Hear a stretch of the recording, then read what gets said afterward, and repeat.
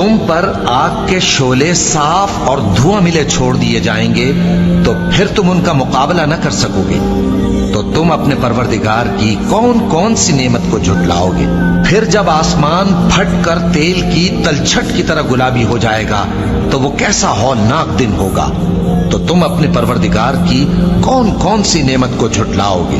तो उस रोज न तो किसी इंसान से उसके गुनाहों के बारे में पुरसिश की जाएगी और न किसी जिन से।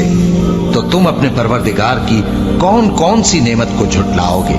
गुनाहगार अपने चेहरे ही से पहचान लिए जाएंगे तो पेशानी के बालों और पांव से पकड़ लिए जाएंगे। तो तुम अपने परवरदिगार की कौन कौन सी नेमत को झुटलाओगे। यही वो जहन्नम है जिसे गुनाहगार लोग झुटलाते थे।